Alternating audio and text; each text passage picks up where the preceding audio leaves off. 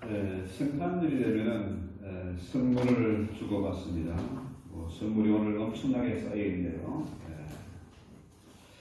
선물이란 받을 때도 기분이 좋지만 줄 때가 나로 줄 때 더 기분이 좋잖아요. 오늘 저는 2021년 이 성탄을 맞이해서 최고의 선물 준비했습니다. 그 선물이 뭐냐? 그 선물을 어떻게 받을 수 있느냐? 여기에 말씀에 대한 순종이 존재된다. 임마누엘의 약속, 이 약속에 대한 믿음, 이것이 중요하다는 거죠. 그래서 오늘 읽은 마태복음의 저자가 마태입니다. 마태는 특별히 이 제자들의 순종을 강조해요. 제자의 도라는 것은 결국은 순종의 도라는 거죠. 할망이 없는 믿음은 죽은 믿음이다. 자, 2000년 전에 예수님이 오셨을 때에 예수의 탄생을 기뻐하고 축하한 사람들은 극소수잖아요. 손에도 꼽을 만큼 극소수예요. 목자들과 동방 박사들, 그리고 한때 천사들밖에 없었어요. 자, 그래서 말세에 믿음을 보겠느냐 주님 말씀하셨는데, 지금 세계적으로 많은 사람들이 예수의 나심을 축하하고 찬송하고 그것을 하지만은 실제로 그 약속을 믿고 순종하는 사람들은 언제나 소수라는 겁니다. 그래서 하나님은 외모를 취하지 않고 중심을 보세요. 자, 그 당시에 주님 오실 그 당시에는요, 너무나 깜깜한 그런 시대였습니다. 왕이 없으니까 사람들이 자기 소견에 오른 대로 그렇게 행동을 했다는 거예요. 지금 역시 또 그런 시대입니다. 자, 원수들이 지금 성탄 축하한다고 크리스마스 추리를 장식하고 있는 그거 불질러요. 팬데믹을 만나서 지금 교회가 엄청 어려움을 겪고 있고 수많은 교회가 무너지고 있고 교회가 조롱을 당하는 그런 시대가 되었습니다. 자, 길에서 사거리에 신호등이 고장나면 어떻게 해요? 사람들이 각기 먼저 가려고 하다가 엉키고 설키고 혼란에 빠지듯이 지금 그런 시대가 됐어요. 왜? 왕이 없으니까. 하나님의 말씀을 무시하니까 세상이 점점 그렇게 돼 가는 거죠. 그러니까 사랑이 식어지면은 불법이 서행을 하는 겁니다. 그래서 얼마 전에 그 뉴스가 나왔더라고요. 중국의 재벌녀가 돈이 너무 많아가지고 쓸 데가 없어서 집에서 키우는 도구한테 걔한테다 최신 스마트폰 7개를 선물했대요. 참 기가 막히죠. 그거를 지 혼자 선물해서 말지 또 그걸 다람쥐를 해가지고 뉴스를 만드는 거죠. 반대로 참 어려운 사람들과 우리나라 양로원 같은 데는 원정의 발길이 끊어져요. 왜? 물가는 천정부지로 솟아오르고 인감은 여전히 똑같고 그러니까 어떻게 해요? 그 원정의 발길이 끊어지는 거죠. 지난 12월 15일자 옥스팜이라는 보도가 뭐냐 하면 이 바이오텍 그리고 모더나 메이킹 1,000 profit every second. 1초에 1000불. 분 단위로 1분에 자그마치 65,000불을 돈을 챙기는 거예요. 그러니까 그렇게 어마어마한 돈을 바이오텍, 파이저나 모더나 이런 백신 회사들이 어마어마하게 돈을 버는데 그 돈이 어떻게 쓰일까? 정말로 이 팬데믹이라는 건 전 세계적인 재앙이잖아요. 자, 돈 많은 선진국에만 그 백신을 맞는다고 이게 해결될 문제가 아니지 않습니까? 그런데 아프리카나 빈국에는 1%도 안 되게 0.2% 백신을 공급하고, 자, 이 바이오테크가 1% 미만의 그런 백신을 공급했다. 그러니까 저소득층 국가의 사람들은 98%가 접종을 받지 못했다는 거예요. 지난 12월 15일자 보도입니다. 자, 정말로 저들이 정부의 엄청난 지원을 받아가지고 백신을 만들었으면은 어떻게 해요? 가난한 사람들부터 먼저 해야지. 돈 많은 사람들은 알아서 다 하거든. 그렇잖아요? 더 엄청난 것은 데일리메일의 12월 9일자 보도입니다. 오하이오의 여자 수영대회에 이 토마스가 22살짜리 이 트랜스젠더입니다. 남자가 여자 수영대회에 출전해가지고 기록을 막 부셔버렸어요. 이 사진을 보니까요, 이 트랜스젠더하고 여자 수영 선수하고 중학생하고 대학생 정도 차이예요. 키가 신발이 입자만 하고 여자는 요만하고. 자, 남자의 그 엄청난 체력 그 덩치와 여자와의 경기가 되겠습니까? 이게 공평하지 않아요. 그런데 지금 그건 뭐예요? 남자 선수가 여자 대회 출전할 수 있는 거예요. 트랜스젠더가. 자, 이게 세상을 보면요, 희망이 안 보여요. 희망이. 세상적으로는 탈출구가 없어요. 그런데 이때는 어떻게 해요? 주님 오실 그때처럼 주님이 오셔야 됩니다. 당시 유대인들이 그 깜깜한 시대에 로마의 압제에 시달리고 있을 때 자신들을 구원할 메시아를 기대했어요. 그래서 예수님이 오셨습니다. 이 메시아, 예수는 뭡니까? 자기 백성을 죄에서 구원할 자다. 그러니까 자기 백성을 죄에서 구원할 자인데, 죄는 뭡니까? 죄는 하나님을 모르고 하나님을 거역하는 겁니다. 지금 세상이 바로 그러해요. 죄가 뭔지를 몰라. 예수님이 역사의 주인이잖아요. 히스토리는 뭡니까? 예수님의 역사예요. 하나님이 주인공이고 예수님이 주인공입니다. 그런데 지금 세상은 뭐예요? 내가 주인공이라. 내가 역사를 만들어 간다는 거죠. 그런데 예수님은 왜 오셨어요? 로마 군대와 싸우려고 오신 분이 아니고 뭐와 싸우시려고? 죄와 싸우려고 오신 분이십니다. 그렇죠? 그래서 구원이란 뭐냐? 구원이란 바로 하나님이 찾아오셔서 나와 함께 하시고, 이게 임마누엘이잖아요. 임이라는 말은 함께라는 거죠. 믿어. 마누라는 것은 뭐냐 하면은 그 우리입니다. 우리. 그 다음에 하나님. 이렇게 하나님이 우리와 함께 하신다. 그렇죠? 하나님이 우리와 함께 하시는 거, 이게 구원입니다. 그렇죠? 이미 이사야가 700년, 800년 전에 이미 예언해 놓은 거잖아요.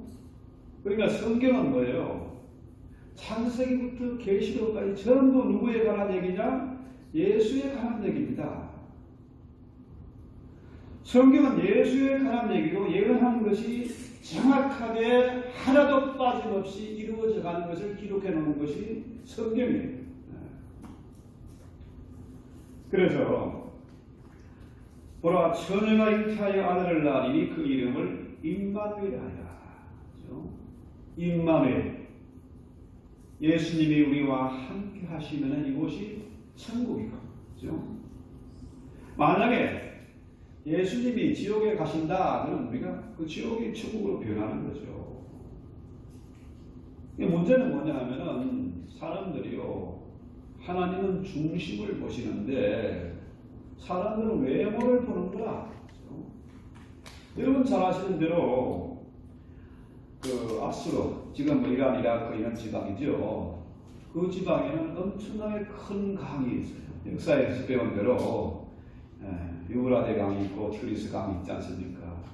그 엄청난 강물이 흘러서 땅을 비옥하게 하고 풍년이 들고 또 짐승은 새끼를 많이 낳고 그런 번영하는 개념이죠. 인간적으로 볼 때 예루살렘은 해발 800m 이상의 고지에 있어요. 그러니까 강이 없는 거라. 더구나 그 요단강은 해저 200m, 400m 흘러요. 이것은 농사를 하거나 뭐 양을 키우거나 전혀 도움이 안 되는 물입니다. 그러니까 돼요. 하나님이 때를 따라서 이런 비와 늦은 비를 적당히 내려줘야 그래야 살 수가 있는 거죠. 자, 이스라엘 사람들이 볼 때에 저 나라에는 큰 강이 있어가지고 얼마나 좋으냐? 그 물을 가지고 엄청나게 풍요롭게 살 수가 있는데 우리는 강이 없는 거라. 그 강을 부러워했어요. 그랬더니 어떻게 해요? 하나님께서 아수르의 침묵을 받아서 나라가 지금 망할 위기에 처해 있는 거죠. 그래서 아하스 왕이 이스라엘 왕이요. 너무 무서워서 아수르를 도저히 당할 수가 없어. 나라든 망하든 말든 자기 목숨을 부지할 수 없는 그런 상황이야. 그러니까 성경에 보면은 왕이 사시나무 떨듯이 부들부들 떨었다는 거죠. 그때에 임마누엘 예언이 나온 겁니다. 보라, 처녀가 잉태하여 아들을 낳을 것이니 그 이름을 임마누엘 하리라. 하나님이 징조를 보여줬어요. 그 징조가 바로 임마누엘이다. 그러니까 이스라엘이 하나님을 모르고 하나님을 거부하고 불순종하니까 어떻게 해요? 하나님이 이스라엘을 아수르에게 파시는 거죠. 그래서 그 땅이 항복하게 됩니다. 지금 이 시대가 바로 그러합니다. 사람들이 예수를 믿는다고 하면 예수를 믿지 않아. 순종이 없어요. 행함이 없는 믿음은 곧 죽은 믿음이라는 거잖아요. 이 순종이라는 것은 행함이 전제되는 것이고 믿음은 불순종이 아니라 순종입니다. 마태가 강조하는 것이 바로 그거예요. 순종해라. 말씀을 믿고 믿었다면 순종해라는 거죠. 구약의 이스라엘은 바로 신약의 교회를 의미하는 것이죠. 이 교회는 어떻게 해요? 사람이 세운 기관이 아니고 예수님이 친히 피 흘려 교회를 사신 겁니다. 그렇죠? 또한 그의 성령을 보내서 세운 기관이 교회잖아요. 교회는 마땅히 예수님을 믿고 예수님의 말씀으로 순종하고 예수님께 예배해야 해요. 제가 지난 인직식에 말씀드린 것처럼 붕어빵에 붕어가 없다. 기독교, 예수교는 뭡니까? 예수교회는 예수님이 주인입니다. 예수님이 왕이에요. 예수님 말씀대로 믿고 순종해야 된다는 거죠. 이 시대에 그렇게 많은 교회들이 있고 성도들이 있고 목사가 넘쳐나지만은 정말 예수 믿는 신자들이 적다는 거죠. 그 소수예요. 그래서 자, 오늘 처녀가 잉태하여 아들을 낳을 것이다. 이게 참 말이 안 되는 얘기죠. 제일 먼저 드리는 문제가 이거예요. 어떻게 처녀가 애를 낳냐? 이거 말도 안 된다는 거죠. 자, 그 당시에도 처녀가 애 낳는 건 말이 안 돼. 지금도 마찬가지예요. 현대의학이 아무리 발달해도 처녀가 애를 낳을 수 없어. 처녀가 뭐 애를 낳다? 이거는 뭡니까? 뭔가 썸씽 물렁이죠. 자, 이런 불가능하고 그런 기적은 예수님 이후로 한 번도 없었습니다. 역사상 단 한 번밖에 없는 아주 독특하고 유일무이한 그런 사건이에요. 이 일을 가능케 한 일은 뭐냐? 성령이 하신 일이라는 것입니다. 성령은 어떤 분입니까? 삼위일체 하나님이세요. 그 성령은 천지를 창조하신 하나님입니다. 천지를 창조하신 하나님이, 그죠? 천으로 애 낳는 거, 이거는 하나님은 가능한 거예요. 그래서 하나님이 그 창조주이고 신적인 능력으로 처녀로 하여금 애를 낳게 하셨다. 그것이 바로 이 제약된 세상에 보낸 하나님의 선물이고, 희망을 잃어버리고 기쁨을 잃어버린 이 시대의 교회에게 보내주신 하나님의 선물이라는 거죠. 자, 그래서 이 하나님의 말씀은 조금도 거짓이 없어요. 하나님은 허풍쟁이가 아닙니다. 그렇죠? 그 하나님이 반드시 약속한 것을 지키시고 능력이 있으시다. 여러분 아시는 대로 하나님에게 뭡니까? 여호와잖아요. 여호와. I am who I am. 나는 나다. 그렇죠? 이 말은 뭡니까? 하나님이 한다고 하면 하는 겁니다. 그죠? 하나님이 하신다고 하는데 누구도 방해하거나 막을 자가 없어요. 자, 구약시대에 바오로가, 그죠? 2살 아이의 사내를 다 죽였습니다. 그렇다고 하나님의 계획이 어긋납니까? 헤롯 왕이 예수님 오실 때 너무너무 겁나가지고 새로운 왕이 온다니까 2살 아이 사내를 다 죽였어요. 그렇다고 예수님이 죽었습니까? 마리아가 죽었습니까? 아니잖아요.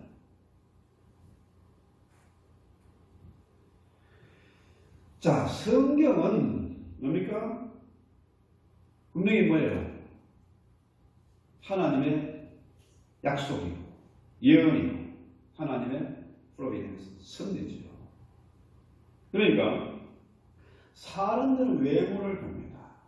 이스라엘이 외모를 보니 아수르는 얼마나 강대한 나라고 큰 강이 있는가 부러워했잖아요. 우리 사람도 마찬가지예요. 특히 여자분들이 동창회 갔다 하면 집안에 싸움이 일어나. 누구나 뭘 끼고 왔고 무슨 차를 타고 있고 무슨 명품을 걸치고 하면은 집에 와서 무능한 남편 그냥 걸거대는 거죠. 그런데 자, 똑같이 사람이 뭐라 그래요? 나사렛에서 무슨 선한 것이 나올 수 있겠느냐. 그죠? 인간적으로 보면, 외적으로 보면 너무나 형편없는 거예요. 예수님 역시 뭐예요? 요즘 성화 그리면 예수님이 정말 최고의 미남으로, 최고의 여자들의 그냥 빨려 들어갈 만한 그런 인물로 그려놨는데 사실은 뭐예요? 예수님은 저보다 훨씬 못났을 것 같아. 흠모할 만한 아름다운 것이 하나도 없었다는 거예요. 예수님이 정말 잘났으면 외적으로 훌륭하면 뭐예요? 기부인들이 그냥 솔직히 없지. 마리아 장녀 같은 이런 여자들은 감히 그 옆에 가지도 못했을 겁니다. 어떻게 문둥병자가 갈 수 있어요? 그렇잖아요? 그러니까 예수님은 사상자가 아니냐, 나사렛에서 무슨 선한 것이 나올 수 있겠냐 하는데 예수님 실제로 뭡니까? 성경대로 베들레헴에서 나셨고 나사렛에서 자랐어요. 성경이 창세기부터 계시록까지 어디를 훑어봐도 살펴봐도 뭐예요? 어긋남이 하나도 없어요. 정확하게 이 임마누엘 예언이 이루어져 왔다는 거죠. 그래서 우리 하나님은 이 처녀가 잉태하여 아들을 낳을 것이 그 이름을 임마누엘이라. 그 임마누엘을 우리에게 선물로 보내신 겁니다. 그래서요, 오늘 우리가 생각해 보는 것은 이것입니다. 처녀가 과연 애를 낳을 수 있냐? 이게 중요한 것이 아니라 하나님이 역사의 주인공이시다. 하나님이 하시겠다 하면 이루어지는 것이다. 그래서 우리는 이것저것 따지지 말고 우리는 하나님의 약속의 말씀을 믿고 그대로 순종하는 것이 중요하다. 그래서 예수님의 탄생, 임마누엘 예언은 이미 하나님의 플랜이고 하나님의 프로비덴스예요. 하나님의 계획과 섭리 가운데 이루어진 것이고 하나님의 계획과 섭리 가운데 마리아와 요셉이 결혼하는 겁니다. 그래서 요셉과 마리아가 갑돌이와 갑순이처럼 한 동네에 살았고 눈이 맞아서 결혼한 것이 아니라 하나님의 계획과 섭리 가운데 결혼한 거예요. 이게 하나님의 주권입니다. 로드십이죠. 하나님의 로드십이에요. 그러니까 하나님께서 하시고자 하면은 아무도 방해할 수가 없고 반드시 이루어질 수밖에 없다. 왜? 하나님이 역사의 주인이시니까. 그래서 그분은 성경에 예언된 대로 이 땅에 오셔야 했고 인간의 역사에 개입하시는 겁니다. 원수는 지금 때가 왔다고 끊임없이 백신을 만들고 공급을 하고 사람이 죽든 말든 비행기에 몰고 갔다 조종사가 죽든 말든 계속 팔아야 됩니다. 왜? 저것들은 돈이 필요해요. 돈이 하나님입니다.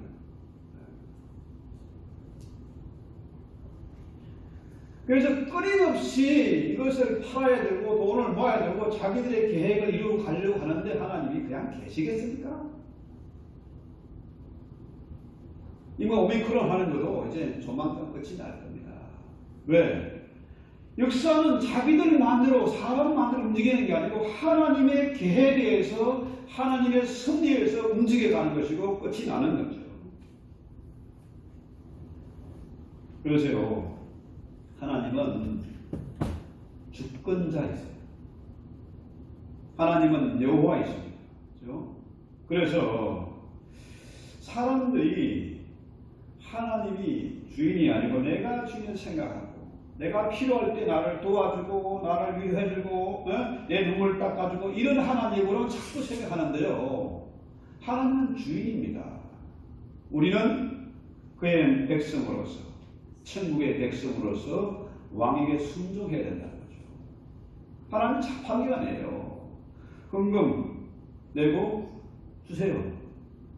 자판기에 커피 뽑듯이 콜라 뽑아내듯이 주세요 이겁니다. 내가 헌신했잖아요. 내가 전도했잖아요. 주세요. 이게 아니라는 얘기예요. 그래서 내 생각이 전혀 하나님 따라 어긋나지만은 어떻게 마리아는 어떻게 순종했습니다. 처녀가 애 낳는 거 이거 말이 안 되는 얘기잖아요. 얼마나 위험한데요. 돌에 맞아 죽을 수도 있고 불에 태워져 죽을 수도 있습니다. 그러나 어떻게 해요?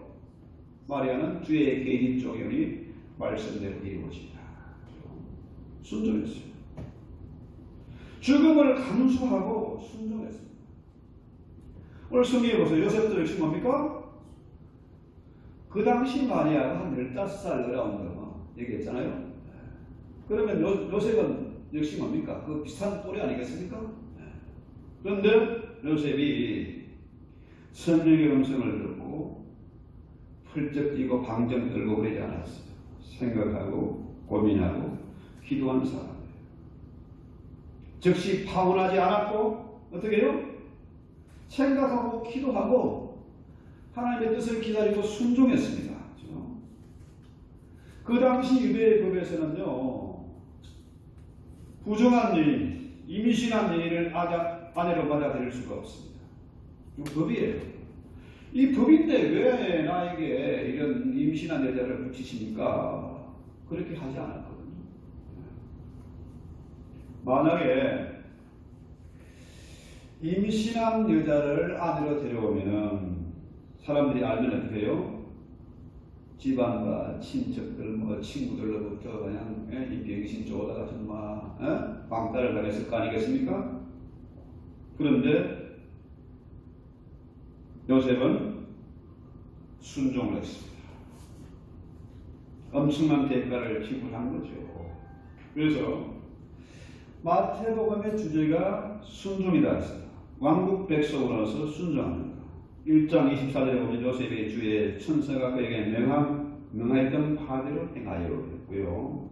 또 21장 16절에는 제자들이 명하신 대로 하여 나귀와 나귀 새끼를 끌고 왔다. 말이 안 되는, 도저히 이해가 안 되지만은 순종해서 유월절 만찬을 준비했다. 그 다음에 26장 19절에도 제자들이 예수의 시키신 대로 하여 유월절을 예비했다. 순종입니다. 그래서 하나님은 처녀가 잉타하여 아들을 낳으리라는 그 예언을, 하나님의 뜻을 이루기 위해서 누구를 찾았습니까? 요셉과 마리아가 필요했습니다. 하나님의 계획, 하나님의 위대한 역사에 쓰임을 받은 것입니다. 자, 지금도 마찬가지예요. 하나님은 당신의 뜻을 이루기 위해서 사람을 찾고 계세요. 자, 외적으로 보면은 뭐 크고 웅장한 교회, 엄청난 사람이 많이 모이는 교회 이런 거 저도 하지만요, 하나님은 작은 소수를 통해서 일을 하세요. 네. 그래서요, 예수님이 이 땅에 마리아와 요셉을 통해서 오셨어요. 마리아와 요셉은 거역할 수도 있었지만은 뭡니까? 엄청난 기회를 잡아낸 거죠. 자, 마찬가지입니다. 지금도 하나님은 사람을 찾고 계세요. 처녀로 잉태케 하신 그 하나님의 능력이 저와 여러분을 통해서 반드시 이루어갈 계획이 있는 겁니다. 그렇죠? 역사의 왕이시고 세계의 주인이신 하나님이 지금 뭡니까? 당신의 동역자를 찾고 계십니다.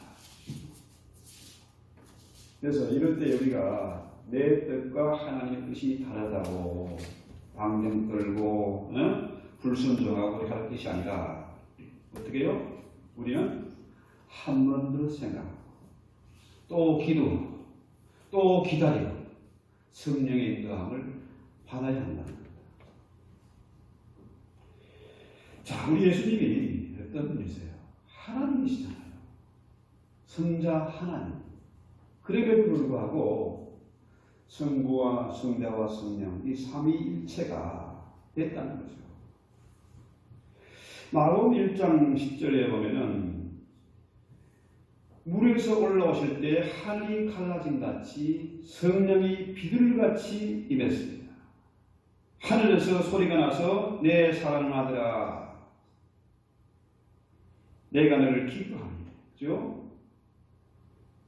그러니까 비둘기같은 성령이 임했고 예수님이 세례받을 때에 그 다음에 뭡니까? 하늘에서 이는 내 사랑하는 아들이요 내 기뻐하는 자는 이는 저의 말을 들으라 했어요. 성령의 역사입니다. 그렇죠? 또 놀랍게도 그 다음에 바로 뭐예요? 광야에서 40일을 계셔서 이게 성령이 어떻게 해요? 예수님을 광야로 몰아냈습니다. 광야에서 40일 동안 사단에게 시험을 받게 했다. 이게 성령의 하나님입니다. 그 다음에 별진들 관계에 계시니 천사들이 수종들더라. 성령의 역사. 네, 마태복음 12장 18절에 보라 내가 택한 종 곧 내 마음에 기뻐하는 자 내가 사랑하는 자로 다루다. 내가 내 영을 그에게 줄 테니 그가 심판을 이방에 알게 하리라. 역시 뭡니까? 내 영, 성령을 예수님에게 주어서 그로 말미암아 예수님의 심판, 마지막 재림 이것을 이방으로 하여금 알게 할 것이다. 또 마찬가지로 누가복음 4장 18절에도 주의 성령이 내게 임하셨으니 나를 보내서 보내는 자에게 저희를 눈먼 자에게 다시 보게 함을 전파하며 눌린 자에게 자유롭게 하고 주의 은혜의 해를 전파하게 하려 하십니다. 역시 뭡니까? 하늘의 하나님, 그 예수님도 언제나 뭡니까? 성령의 인도함을 받았고 성령의 협력을 받았습니다. 그렇죠? 또 요한복음 14장 16절 이하에도 내가 아버지께 구하겠으니 그가 또 다른 보혜사를 너희에게 주사 영원토록 너희와 함께 있게 하리니 했어요.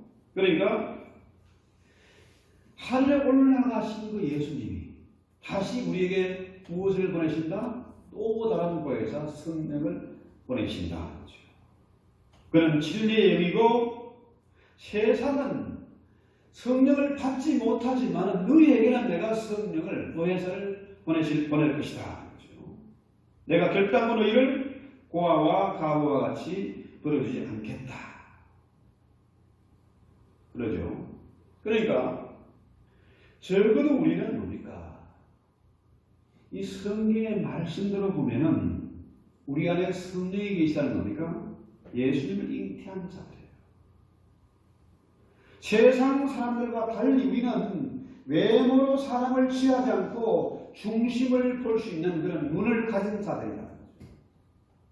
그래서 지금은 참 어려운 때입니다. 이 팬데믹이 참 기가 막혀요. 사람들이 꿈이 없잖아요. 뭐 길이 안 보이지 않습니까? 이게 언제 끝날지, 이 기가 막힌 세상이 누가 살아남을지.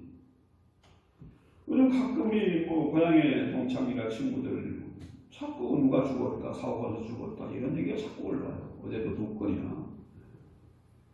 그런데요, 보세요. 그 하나님이 처녀가 잉태할 나간 그 하나님이 임마누엘 되신다는 거예요. 세상에는 길이 없고 희망이 없습니다. 희망이 없으니까 사람들이 어떻게 해요? 캐스라스가 먹고 마시고 우리 젊은이들이 꿈을 잃어버리고 유흥가를 빠져들고 마약에 찌들고 그러잖아요. 이거 어떡합니까? 그런데 놀랍게도 요한복음 3장 34절 보면요. 하나님의 보내신 이는 하나님의 말씀을 하나니 이는 하나님의 성령을 한량없이 부어주심이냐. 성경을 읽고 기도하면 어떻게 해요? 하나님의 사랑은 하나님의 말씀을 전파하면 어떻게 해요? 하나님의 말씀을 위한 성령을 한량없이 부어주시겠다. 할렐루야.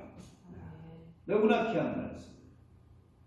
하나님의 사랑은 하나님의 말씀을 전해야 돼요.